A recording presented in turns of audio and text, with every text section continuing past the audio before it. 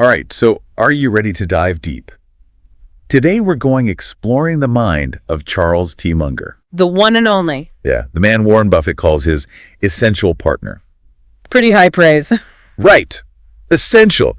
So our listener sent in some excerpts from Poor Charlie's Almanack, which I gotta say is just an incredible collection of Munger's wit and wisdom. It's a treasure trove of insights. Yeah. We're going to uncover some practical advice and hopefully shift our perspectives a little bit, challenge our thinking. It's about more than just investing. Yeah. It's about cultivating what he calls worldly wisdom. Okay. This framework for making better decisions in every aspect of your life. I love it. So before we get into all the really complex, mind-blowing stuff, let's paint a picture of Munger's early years. Yeah. The excerpts mention some pretty formative experiences. Well, his childhood was, how do I put this? Not exactly a walk in the park. I mean, picture this. Yeah. He's working at his grandfather's law firm. And this grandfather is a demanding guy, from what I gather. And later on, he finds himself working at the Buffett family grocery store. Wow. Talk about a real-world education, hard work and discipline. Yeah. No silver spoon here. It sounds like those early experiences really shaped his outlook on the world. They absolutely did. I mean, think about it. He learned the value of hard work, frugality, personal responsibility firsthand. Yeah. Seeing how businesses actually work from the ground up. The nuts and bolts of it. Exactly. And it instilled in him a real skepticism. Anything that smacked of entitlement. Oh, that makes sense. Yeah. There's that story in the book about Munger losing his car keys while out sailing with some friends. Oh, yeah, I remember that. And his dad basically told him, you find them or else. Tough love. No coddling there. Not a chance. Right. But that story, it's so telling. Yeah. It's like a microcosm of Munger's entire approach to life. Right. Face it head on. You made the problem, you solve it. Exactly. Take responsibility for your actions. It's such a refreshing contrast to that everyone gets a trophy mentality we see so much these days. Yeah. Figure it out. That's the message. Exactly. Okay, so we've got this picture of young Munger shaped by hard work, responsibility. How does that translate into the brilliant investor and thinker we know today? Well, that's where it gets interesting. Because Munger isn't content with mastering just one field. Okay. He's a huge advocate for what he calls multiple mental models. Okay, break that down for me. So basically, it's the idea of drawing from various disciplines to solve problems and make better decisions. So he's not just a finance guy. Not even close. I mean, he pulls from history, psychology, physics, biology, you name it. He's probably studied it. He believes that to understand the world, you need a diverse toolkit mentally. It's like a mental Swiss Army knife. Exactly. You got to be ready for anything. That's pretty impressive. But how does someone even begin to build that kind of mental toolbox? It starts with curiosity and a willingness to, venture outside your comfort zone. Munger's a voracious reader, always learning, absorbing information. And he's not afraid to challenge the status quo. Look at things from new angles. So it's not just about accumulating knowledge, it's about connecting it. You got it. It's about seeing those patterns, the underlying principles that connect seemingly unrelated things. And that's what allows him to spot things that others might miss. Opportunities and risks that are hidden in plain sight. Precisely. Okay, so we've got this guy who's not afraid of hard work, takes responsibility, and has this insatiable curiosity. And that's what leads him to build this incredible, diverse mental toolbox. Now, where does investing fit into all of this? Well, this is where it all comes together. His investment philosophy, it's deeply rooted in this multidisciplinary approach. He doesn't just look at numbers on a balance sheet. No way. He wants to understand the whole picture. The business, the industry, the people running it. Like the psychology behind the decisions. Exactly. He's not just playing the market. He's trying to understand the entire game. Yeah, and his ability to synthesize all this information gives him a unique advantage. You could say that. He can spot trends, undervalued assets, avoid pitfalls that might trap other investors. This is starting to sound pretty complex, though. What are some of the key principles that guide his investment decisions? Well, one of the core principles is this idea of margin of safety. It's all about buying assets for less than their true worth. So it's like a buffer. Exactly. A cushion against potential losses. That makes sense. He doesn't chase after the latest hot stock. He's looking for opportunities where the odds are stacked in his favor. That sounds like a pretty smart approach. But what about all those complicated financial instruments out there? Surely Munger has some strong opinions about those, right? Oh, absolutely. He's famously skeptical of anything overly complex, especially when it comes to finance. He warns about derivatives and, well, anything that seems too good to be true. Welcome back to our deep dive into the world of Charles T. Munger. As we're going through all these incredible stories and insights, Yeah. it really strikes me just how much emphasis he puts on those simple, fundamental principles. You're absolutely right. He's not a fan of getting bogged down in overly complex theories or systems. Right. It's Like, patient geez, Timming. Cut through all the noise. Yeah, cut through the noise. Focus on what really matters. Absolutely. And that's such a relevant message for today, don't you think? Oh, yeah. We're bombarded with information from every direction. Constantly. So let's talk about some more of those fundamental principles that Munger lives by. One that really stood out to me from Poor Charlie's Almanack is his focus on rationality. Oh, he's a huge believer in that. Yeah, using logic and reason to guide decisions. Not letting emotions take over. Yeah, there's a quote that really struck me. He said, "I've been through a lot of tough times, but I've always tried to think my way out of them." It's powerful. That ability to stay calm and rational under pressure. I think that's got to be a key ingredient in his success, but he's also known for being incredibly risk-averse. Oh, absolutely. He's famously cautious, always stresses that margin of safety, in his investments. Right. He's not afraid to just walk away from a deal. Yeah, if he's not comfortable with the level of risk. If it doesn't feel right. I remember that line from the book, "We're not looking for a needle in a haystack. We're looking for a haystack with a lot of needles in it." That's so good. It's brilliant. He'd rather focus on those opportunities where the odds are stacked in his favor. Yeah. They're no-brainer investments. Exactly. Which brings us to another one of Munger's key principles: patience. Oh, huge. He believes in the power of compounding, letting your investments grow over time. He famously said, the first rule of compounding is to never interrupt it unnecessarily.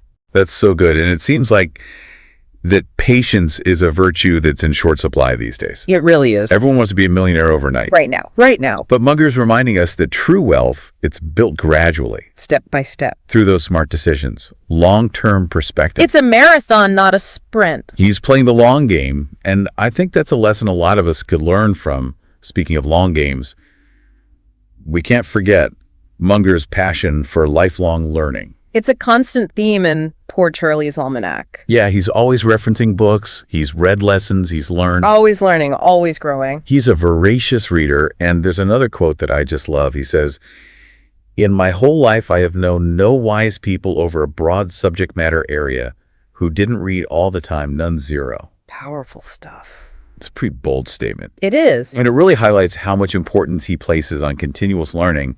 And it's not just about reading, is it? Yeah. It's about seeking out mentors, learning from other people's experiences as well. He often says he's learned more from his mistakes than his successes. Which is pretty humble It is. for someone who's so accomplished. He's open about the lessons he's learned from mentors, particularly Benjamin Graham. Yeah, so we've got rationality, risk aversion, patience, lifelong learning what other principles are central to Munger's worldview. Well, one that's absolutely non-negotiable is integrity. He has that unwavering moral compass. He really believes that doing the right thing is always the best course of action. It's so refreshing. I love that quote from the book. Remember Louis Vincent's rule. Tell the truth and you won't have to remember your lies. Oh, that's so good. It's simple but profound. It's so true. And it's reflected in everything Munger does. He has a strong sense of fairness, treating everyone with respect. Regardless of their background or status. Exactly. And that sense of fairness extends to his philanthropy as well, right? Absolutely. He's incredibly generous. Donated millions to charitable causes, particularly education and scientific research. He believes in giving back to society, Empowering others. making the world a better place. Okay, so we've got this incredible set of principles. Rationality, risk aversion, patience, lifelong learning, integrity, fairness, generosity. It's quite a It's list. a pretty impressive list. Yeah. And it's not just a list for him. He embodies these principles Awesome every day. in his business dealings, his personal life. It's all connected. But it's not just about achieving worldly success, is it? It's about living a life of meaning and fulfillment, Yeah. He believes that true happiness comes from pursuing knowledge, helping others, making a positive impact on the world. It's a good reminder that there's more to life than just accumulating wealth or chasing status. More to life than just Yeah, exactly. It's about making a difference and using your talents to make the world a better place. Now, shifting gears a little bit, let's talk about some specific areas where Munger has applied his wisdom. Okay. His approach to business is fascinating. It really is. I'm particularly intrigued by his knack for spotting those undervalued companies and turning them around. He has a gift for seeing potential. Yeah. He's not afraid to take calculated risks. He's also a master delegator. Oh, yeah. He understands the importance of building a strong team. There's a great quote in the book about how he and Buffett choose their team. By and large, we've chosen people we admire enormously to have the power beneath us. It's easy for us to get along with them on average because we love and admire them. That's so important, surrounding yourself with people you trust and respect.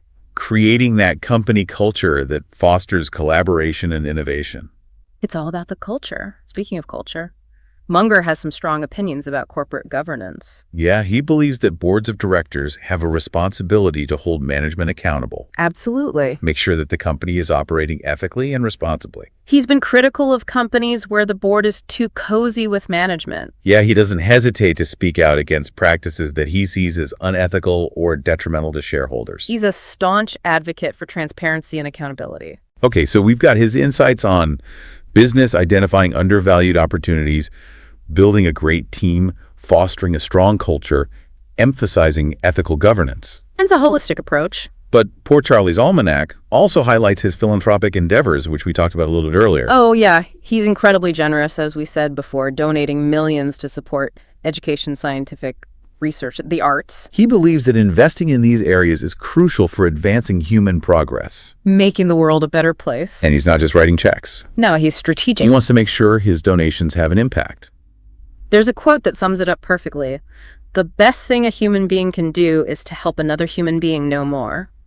That's powerful. It really shows his commitment to education. Yeah, using his resources to make a real difference. Making a difference in the world. So we've covered a lot of Ground Munger's formative experiences, guiding principles, insights on investing, business, philanthropy. It's been quite a journey. It's clear he's a true Renaissance man, wealth of wisdom to share. And what's remarkable is how he connects all these different areas. He sees the world through this multidisciplinary lens. He spots patterns, connections that others might miss. And, we talked about this earlier, his fascination with cognitive biases. I'm really curious to hear more about those. Yeah. How they impact our decision-making, not just investing, but in all areas of life. It's a great point because those biases play a huge role in how we see the world. Yeah, how we interact with others. And Munger has some fascinating insights into recognizing and mitigating their influence. It's all about understanding how our minds work. Well, hold on to your hats, folks, because in part 3 of this deep dive, we're going to explore those cognitive biases in more detail. They're going deep. And see how they connect to Munger's lattice work of mental models. We'll also delve into some more of those captivating anecdotes from Poor Charlie's Almanack. All right, welcome back to our final part of this deep dive into the mind of Charles T. Munger. This is where it all comes together. Yeah. We've explored his background, those guiding principles, his fascination with psychology. Now it's time to uncover what truly makes him tick. How he thinks, right? Exactly how he thinks. Not just what he knows. And a big part of that is his emphasis on this idea of a lattice work of mental models. Ah, the famous lattice work. Yeah, the lattice work. We've mentioned it a few times. Right. But let's really break it down. Sure. What exactly does it mean? Imagine your brain as a toolbox. Okay. Most people have a few basic tools in there. Some math, history, maybe a screwdriver for practical stuff. But Munger's toolbox, it's overflowing. Oh, yeah. Tools from every discipline. Physics, psychology, biology, literature. It's the ultimate multi-tool. You got it. So he's not just pulling from different fields, he's connecting them, right? Exactly. It's not about memorizing facts. It's Right. understanding those fundamental principles. And how they all work together. Yeah, and how they interact. Munger argues that this is the key. To making good decisions in a complex world. Okay, I'm starting to see the picture here. But what are some specific examples of those mental models he uses? The excerpts mentioned a few. Well, one he talks about a lot is compound interest. Right. Simple concept, but powerful. It is, especially when it comes to investing. It's the idea that money, when invested wisely, grows exponentially over time. He calls it the eighth wonder of the world. And he really emphasizes understanding that. Understanding both the power of compound interest and how difficult it is to achieve. It's crucial for understanding many things in life. So it's not about getting rich quickly. It's about taking that long-term perspective. Exactly. Let your investments grow steadily over time. And this ties into another key model, margin of safety. Right, which we talked about before. Buying assets for less than their true worth. Exactly. Acts as a buffer against those potential losses. Makes sense. But how does he calculate that margin? There's no simple formula. There's subjectivity involved. But it comes down to understanding the true worth of an asset, considering all the factors, and buying it at a discount. So it sounds like he's really emphasizing research. Understanding the fundamentals.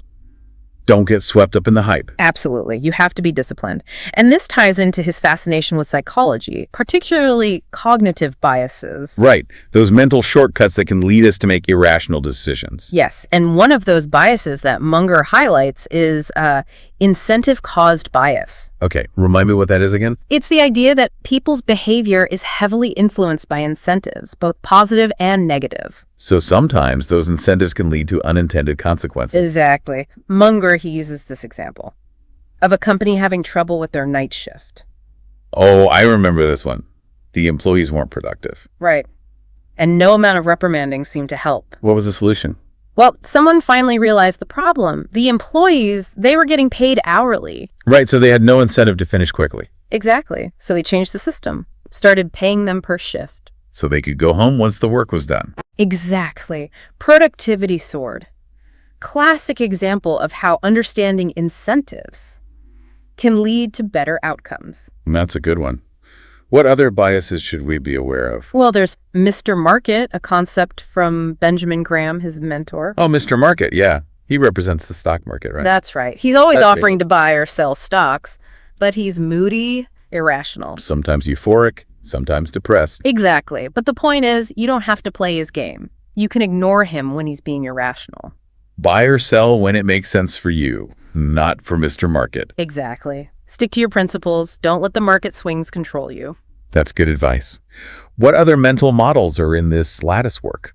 Another important one, circle of competence. Right, the idea that everyone has their area of expertise. Stick to what you know. Don't invest in areas you don't understand. He says you have to figure out where you've got an edge and play within your circle of competence. Know your limits. Focus on your strengths. So this lattice work of mental models, it's about having a diverse set of thinking tools, drawing from different fields, and using them to understand the world in a more complete way. Munger believes this approach is essential for navigating complexity, making better decisions, achieving success in all areas of life. What's really inspiring is how generous he is with his knowledge. Absolutely. He wants others to learn, He wants to empower us to think for ourselves, make sound judgments. live fulfilling lives. He believes knowledge is power. I have to say, this deep dive into Poor Charlie's Almanack has been incredibly eye-opening. I feel like I've learned so much about investing, business, psychology, even about myself. Me too. And that's the beauty of it, right? It's applicable to so many areas of life. It's a framework for thinking. All right, so we've unpacked a lot of Munger's wisdom. What final thought would you leave our listener with? Cultivate your curiosity. Read widely, explore different fields, and build your own lattice work of mental models. You might be surprised at how much it enriches your understanding of the world. And a huge thank you to our listener for sharing these excerpts from Poor Charlie's Almanack. It's been a fascinating deep dive. We encourage you to keep those comments and messages coming. And be sure to subscribe to the deep dive for more explorations into the world of knowledge and ideas.